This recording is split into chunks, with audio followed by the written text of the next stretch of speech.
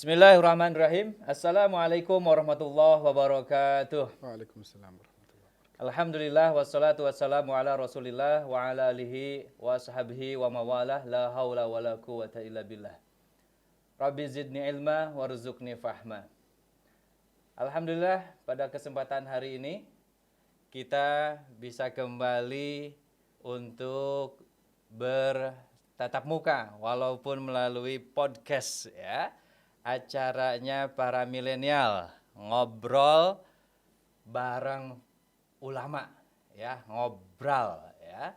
Hari ini insya Allah saya Dade Alfat akan ngobrol dengan ulama yang begitu sangat masyhur ya di antara kita, yaitu Habib Muhammad Ali Idrus ya, Habib Ahmad Ali Idrus ya.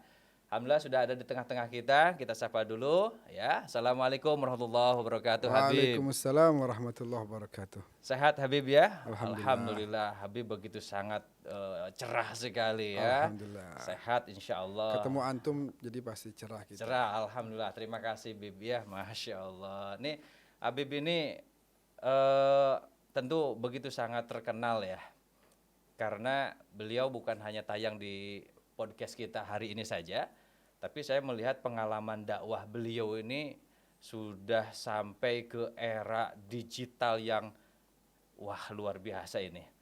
Pengalaman dakwahnya di Metro TV. Ya. Pernah ya. Pernah ya Habib ya? Betul.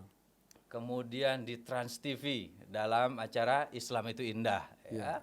Harmoni Ramadan di Dai TV ya. Kemudian RCTI juga beliau sudah tampil ya dalam acara pandangan agama ya. Acara apa itu? Menyampaikan sudut pandang Islam tentang beberapa hal. Waktu itu kita bahas tuyul. Tuyul ya. Bahas genderuwo gitu. Ahlinya Habib ya atau beternak setelah juga? Itu kebetulan banyak yang tanya, padahal saya sekedar menyampaikan sudut pandangan. Baik, masya Allah. Artinya Habib ini memang mempunyai pandangan yang cukup luas tentang keagamaan, tentang ilmu-ilmu yang memang insya Allah akan kita bahas saat ini, termasuk salah satu di antaranya adalah pengaruh ya dan metode dakwah di era digital nih Bib. Betul. Ya. Hari ini kan kita sudah mafhum ya Bib ya. Teknologi begitu sangat marak ya. Gadget sudah hampir semua orang pegang. Betul. Internet ada di mana-mana sampai kampung-kampung ya. Ini kira-kira Bib peluang, tantangan atau apa Bib ya, dalam dunia dakwah kita? Tapi enggak juga, ada sebagian daerah, saya pernah mungkin 2 tahun lalu ke sebuah daerah namanya Pulau Manipa. Pulau Manipa di Maluku. Sampai saat itu nggak tahu sekarang, mungkin sekarang masih nggak ada sinyal. Nggak ada sinyal. Listrik ada Bib? Listrik setengah hari, 12 jam ada, 12 jam nggak. Saya 3 hari di sana. Jadi kalau kaum milenial ke sana kayaknya pada nggak betah karena nggak bisa update status, nggak bisa posting-posting di Instagram. Oh, masih ada ya daerah masih itu? ada ternyata. Ini perlu sosok-sosok orang yang punya perhatian tuh ke daerah-daerah yang seperti itu. Jadi diharapkan mudah-mudahan ke depannya bisa merata lah. Dan bagaimana tuh dakwah di pedalaman seperti itu? Luar biasa. Pengalaman yang saya itu pulang dari sana, biasanya kita kalau dakwah pulang itu kan tas kita lebih penuh. Kalau ini lebih kosong. Lebih kosong ya? Ini diminta, baju gamis diminta, sorban diminta, peci diminta. Luar biasa. Jadi saya lihat ketulusan hati mereka. Mereka tempat yang jauh, bahkan mobil satu pun nggak ada di Pulau Manipa itu. Tapi yang hebat, 300 tahunan yang lalu sudah banyak tokoh-tokoh ulama yang dakwah ke sana. Ketika saya ziarah tuh tahun 1700 sekian di Batu Nisannya. Saya aja sekarang ini dari Jakarta ke Ambon naik pesawat, Ambon ke Pulau Buru naik pesawat, nyebrang 4 jam. Dulu saya bayangin gimana itu. Ini naik pesawat dan nyebrang aja udah capek, apalagi dulu 300 tahun yang lalu. Artinya di pedalaman itu sudah ada dakwah masuk ke sana ya, para ulama ya. 90% sekian, 90 sekian persen Muslim gitu ya. Walaupun ada saudara-saudara kita beragama Nasrani tapi hidup secara rukun gitu ya, nggak ada masalah sama sekali. Ada gereja juga di sana. Padahal hanya ada 10 rumah atau 20 rumah warga Nasrani, tapi tetap di sana diizinkan membangun gereja gitu. Tapi perjalanan dakwah Habib di sana berjalan lancar ya? Ya kalau mau dibilang lancar, setengah-setengah. Artinya lancar memang mad'unya atau para pendengarnya atau orang yang membutuhkan. Ceritanya singkat, Dakwah ini ada. saya cerita singkat aja. 6 bulan nggak turun hujan. Subhanallah. Saya diundang oleh salah satu ormas yang saya kebetulan aktif di sana untuk mengajak jamaah berdoa, mengharap kepada Allah turun rahmat.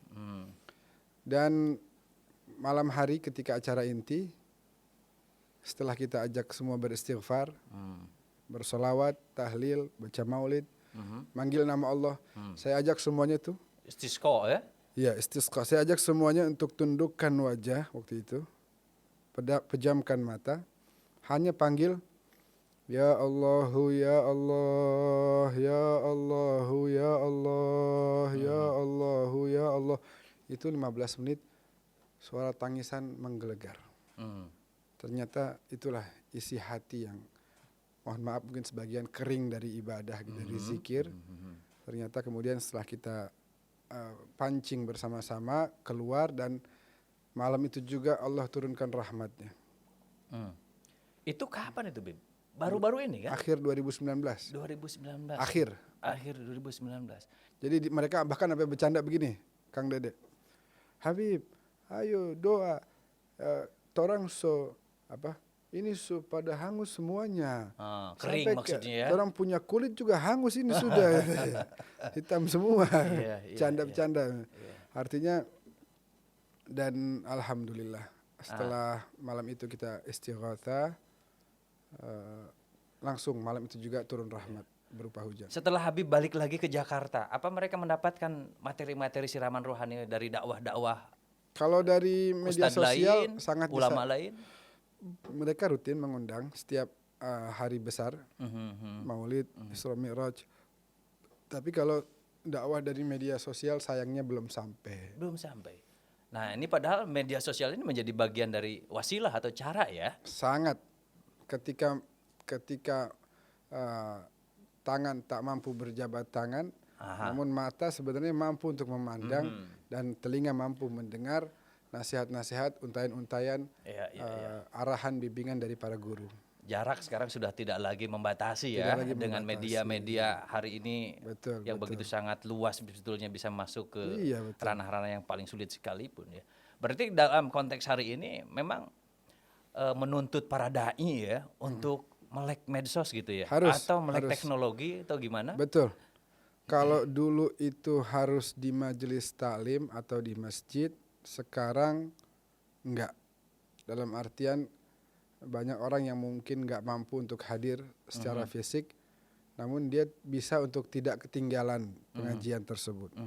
Tapi Bib, masalahnya kan tidak semua orang ya setuju dengan kehadiran teknologi nih.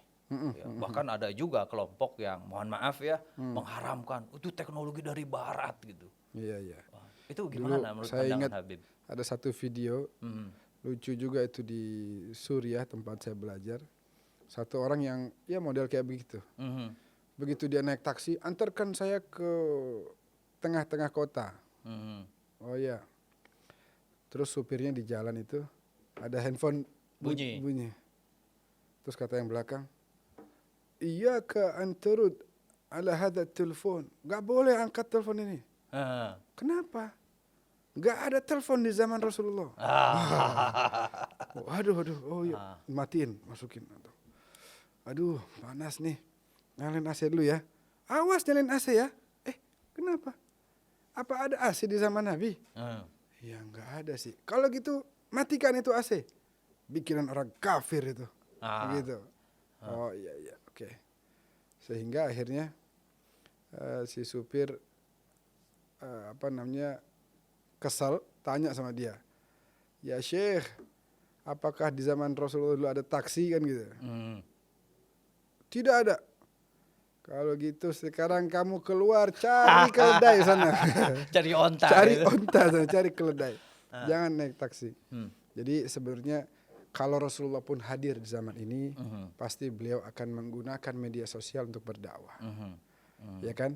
Beliau akan memanfaatkan teknologi yang ada ini untuk digunakan dalam ajaran kebaikan. Walaupun kita memang memahami ya, teknologi ini kan tidak sepenuhnya membawa manfaat. Betul ya? Setuju nggak Habib? Itu betul. Banyak dampaknya, Jadi banyak begini, mudaratnya gitu. Kemajuan zaman itu satu hal yang baik. Tinggal kitanya mau menggunakan untuk kebaikan atau keburukan. Sekarang kita punya handphone, bisa bikin status di WhatsApp. Mau diisi dengan kata-kata yang baik atau diisi kata-kata yang buruk. Mau diisi dengan nasihat atau diisi dengan hal-hal negatif, kan gitu. Behind the gun ya. Itu tinggal kita yang Tergantung menentukan. kita yang mengendalikan ya. Nah, iya. Seperti halnya orang tua, kan kata Nabi, huma jannatuka wa naruk. Mereka berdua ini adalah surgamu atau nerakamu. Kalau kau taat, kau akan masuk dalam surga karena ketaatanmu kepada mereka. Tapi kalau kau berbuat durhaka, maka kau akan masuk dalam neraka karena kedurhakaanmu terhadap mereka. Begitu juga teknologi. Betul.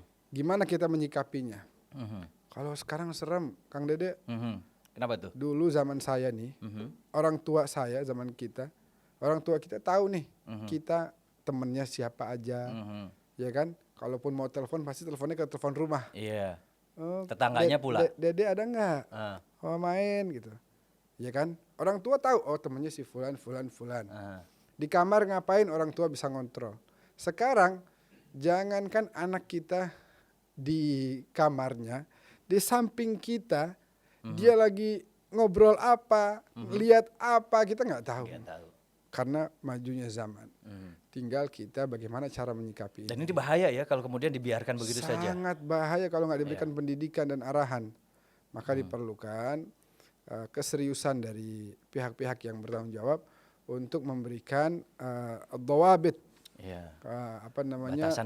Batasan-batasan, rukun-rukunnya untuk supaya menyadarkan kaum milenial sekarang.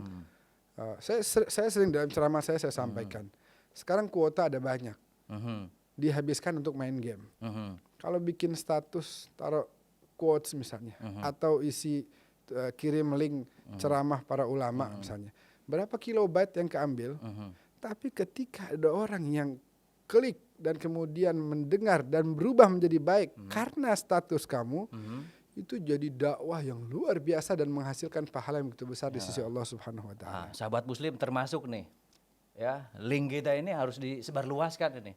Karena semakin kita menyebarluaskan link ini kepada masyarakat umum, betul. Apalagi pembicaraan kita ini mudah-mudahan memberikan manfaat kepada masyarakat. Jadi amal jariah. Pahalanya buat siapa, Bib? Buat dia dan buat kita juga. Buat kita juga. Nah, ini yang kita harapkan, Bib. Kita ngobrol, dapat pahala. Dapat pahala. Begitu juga yang dengar. Betul. Nah. Bisa dapat manfaat dan mudah-mudahan dapat manfaat dan juga bisa dapat pahala dengan apa?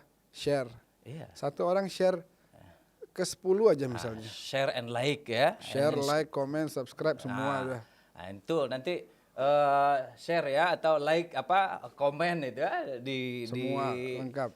Loncengnya nyalain juga. Nah, loncengnya nyalain kita ya juga. Nah, ini kan sahabat muslim yang dirahmati Allah Subhanahu wa taala, betul ya. Fenomena hari ini begitu sangat dilematis bagi masyarakat gitu kan. Ketika teknologi hadir, itu memang membawa manfaat ya. Sangat memberikan kemudahan, bahkan sangat memberikan nilai yang sangat luar biasa terhadap kebutuhan-kebutuhan hidup masyarakat hari ini.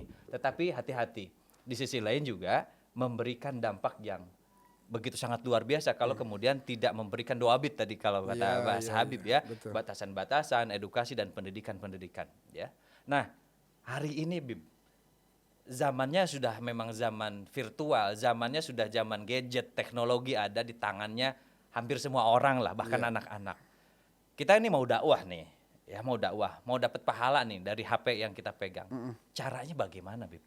Caranya bagaimana? Baik, sering saya sampaikan di ceramah-ceramah saya tuh, bahkan waktu itu di salah satu acara di Harmoni Ramadan, Mhm. tapping kita di salah satu televisi. Ada ceritanya. Jadi setiap sebelum kita menyampaikan Mhm. materi, ada ceritanya 1-2 menit. Mhm. Ada anak muda lewat gitu, Mhm. sambil main HP, kita lewat dicuekin aja ceritanya. Dia nggak ngelihat kita, padahal kita gurunya di cerita itu. Ah. Dia lewat, karena saking fokusnya sama HP, Mhm. saya di samping nih, dia nggak tegur, Mhm. main jalan aja. Ah. Nah, itu kan sehingga merugikan gitu ya. Nah di situ sempat saya sampaikan begini.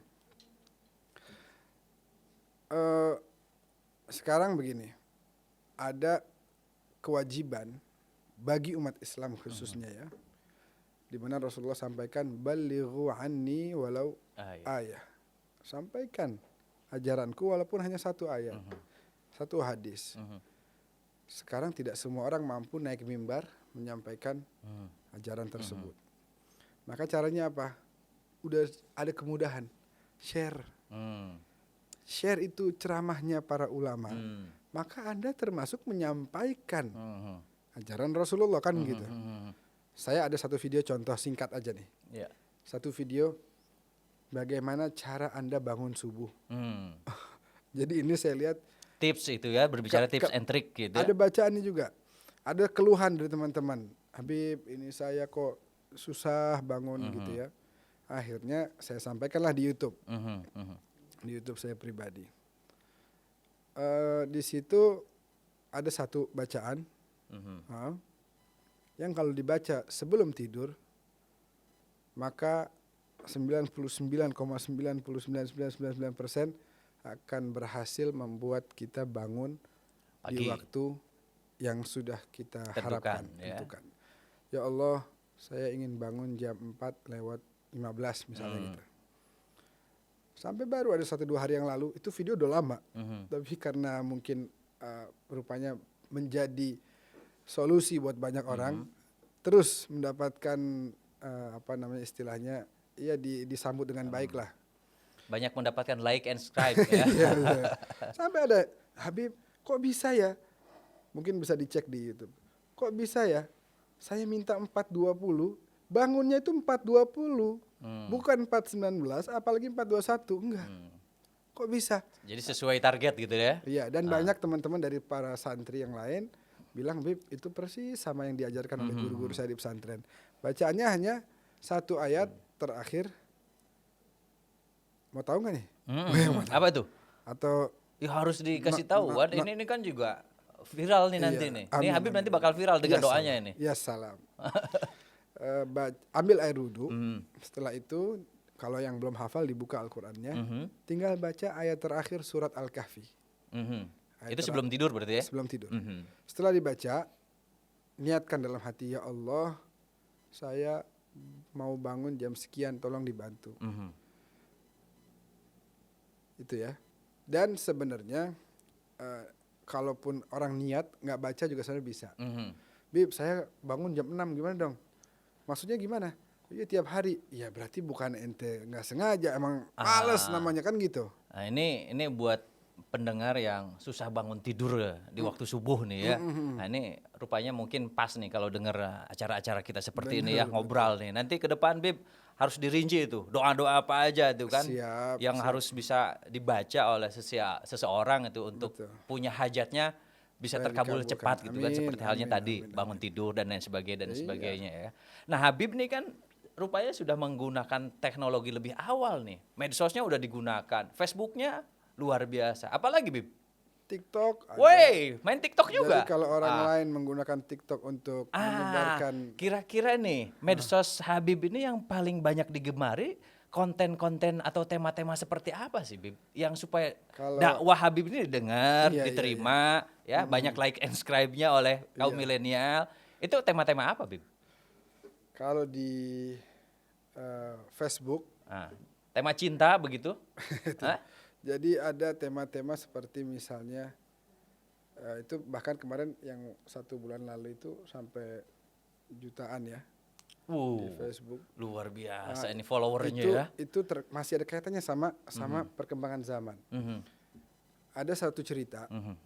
Al Habib Abu Bakar bin Abdullah Al Attas, seorang wali besar diberikan oleh Allah kemampuan untuk berinteraksi dengan ahli kubur.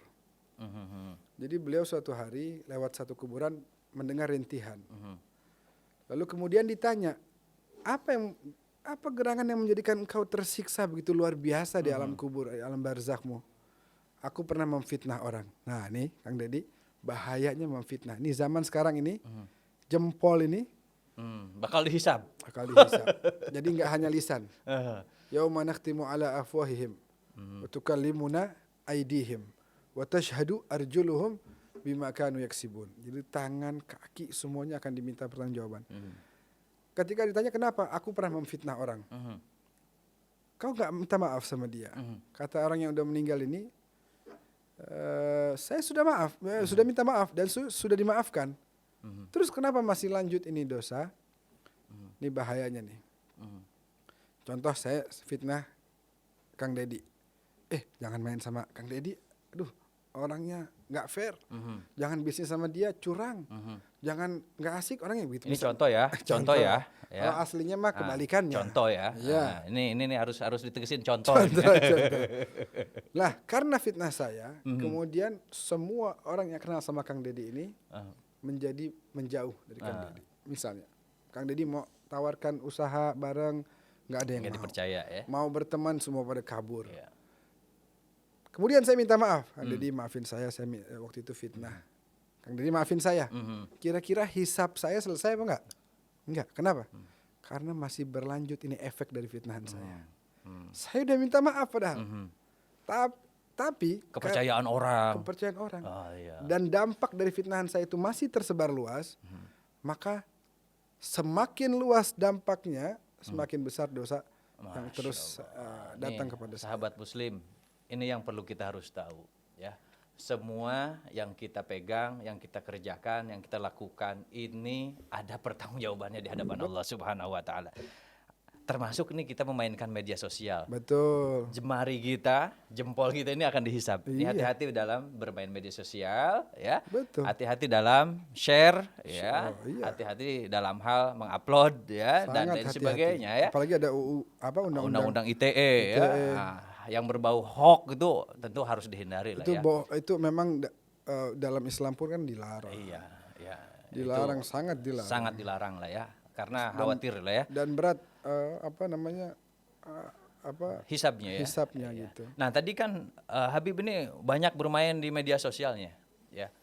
Kalau saya boleh bertanya nih, persentase keberhasilan dakwahnya melalui media sosial di kalangan milenial itu berapa persen sih Bib ya? Kalau kita kan bisa ngelihat tuh insight-nya tuh, maksudnya yang nonton itu di umur berapa betul. Memang rata-rata itu di umur 20 berapa ya? Kalau nggak salah 25 gitu. Sampai 35. Itu paling banyak. Yang nonton video-video saya di media sosial. Usia-usia remaja, pemuda ya, milenial lah. Betul, masuk ya. Karena memang mereka yang paling aktif menggunakan itu semua. Daripada mereka buka itu media sosial isinya nggak ada yang benar, isinya atau minimal nggak manfaat. Pengaruhnya cukup besar ya kepada milenial ya. Betul. Ketika mereka lihat ada yang kontennya menarik dan ada manfaat di situ, maka mereka akan dengan senang hati mendengar, gitu ya. Tinggal gimana kita ikutin juga ini perkembangan zaman, bagaimana cara apa yang menarik gitu kan. Namun kita isi dengan konten-konten yang positif. Kalau dalam perjalanan dakwah Habib nih, tantangan apa Habib? Berdakwah melalui media sosial ya. Begini, atau di era modern dengan teknologi ini. Saya punya satu grup, ini contoh kecil ya. Yang ini fanatik itu dilarang. Yang mereka fanatik terhadap satu kelompok. Kemudian ada satu berita, satu link berita media gitu, memberitakan buruk tentang kelompok yang kebetulan berseberangan. Mereka semuanya langsung mengiyakan. Tuh kan benar, emang dasar dia begini, dia begitu.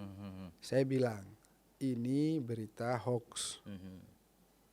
Allah Subhanahu wa taala berfirman, ولا يجرمنكم شنآن قوم على ألا تعدلوا اعدلوا huwa aqrabu littaqwa. Jangan karena kebencianmu kepada satu kelompok Kamu tidak berbuat membuat adil. kamu tidak berlaku adil kepada mereka. Main percaya yang penting menyudutkan mereka. Enggak.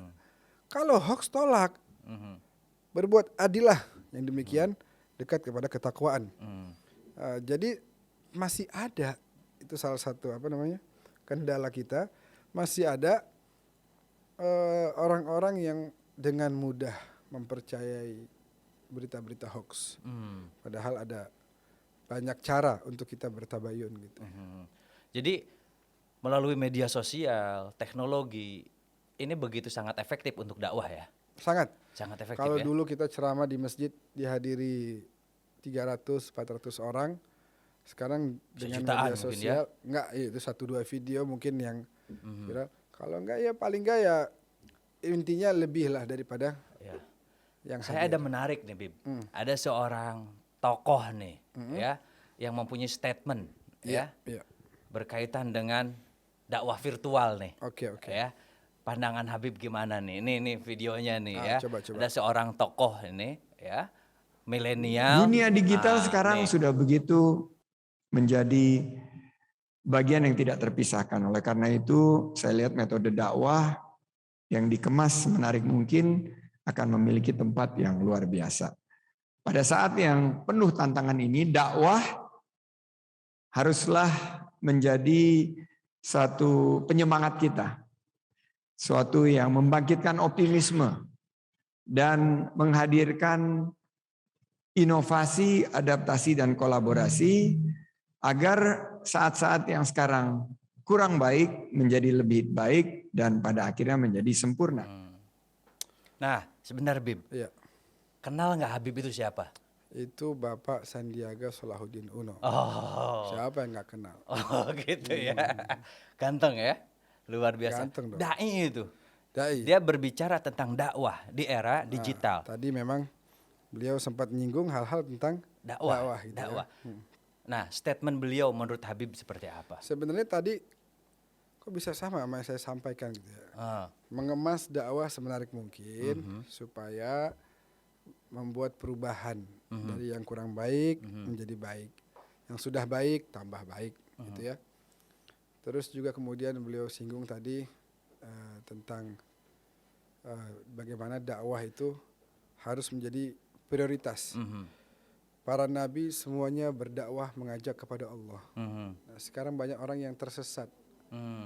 Kita harus ajak mereka kepada Allah Subhanahu wa taala. Jalan yang baik, jalan yang lurus. Tinggal ya? cara-caranya tadi kita kemas menarik mungkin. Semoga kemudian bisa mendapatkan sambutan yang baik kan begitu. Nah, ini menarik ya. Sebetulnya dakwah kita ini nggak susah ya. Apalagi tokoh kelas pemimpin gitu ya, atau tokoh negara ya, iya, bukan tokoh tokoh negara Indonesia. ya, tokoh nasional Tokoh gitu nasional Indonesia. ya, menteri lagi, memfasilitasi, memberikan peluang kepada para dai umat Islam berdakwah melalui virtual, difasilitasi.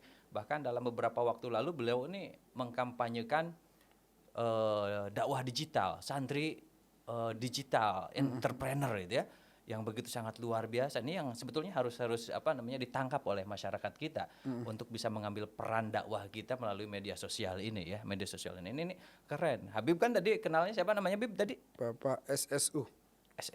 Sandiaga Salahuddin Uno. Salahuddin Uno, Bapak Sandiaga Salahuddin Uno. Itu kalau saya lihat di media sosial, berita-berita, itu dia bukan hanya sekedar menteri, Bib. Apalagi ternyata itu dikategorikan dalam capres luar biasa itu, tertinggi itu. Oh iya betul. Ya. Memang menjadi salah satu tokoh yang diharapkan oleh masyarakat Indonesia. Tokoh milenial ya. Tokoh milenial tentunya. Perhatian banget terhadap agamanya, betul. Terhadap dakwah, ya, terhadap dakwah digital hari ini. Betul, ya. betul. Nah, Bib, kira-kira nih hal-hal apa yang harus kita jaga ya dalam melindungi masyarakat kita dari hal-hal yang khawatir terjadi dari sesuatu yang kita tidak inginkan ya. Apa yang harus kita kerjakan? Penyebaran fitnah harus di stop, gitu ya. Penyebaran fitnah apapun artinya bentuknya. hoax itu. Iya. Itu cara mengkanternya gimana? Cara mengkanternya macam-macam. tadi dengan undang-undang ITE misalnya, atau dengan pihak-pihak yang berwenang untuk membatasi konten-konten, kan sekarang kelihatan. Ada nggak nih, mana sih channel-channel yang sejauh ini menanamkan kebencian? Ada nggak channel-channel yang konten-kontennya itu kok mengadu domba misalnya? Nah ini harus sensitif, harus peka maksud saya, harus peka dalam artian ketika melihat yang demikian maka harus ada tindakan yang tegas. Tabayun lah ya.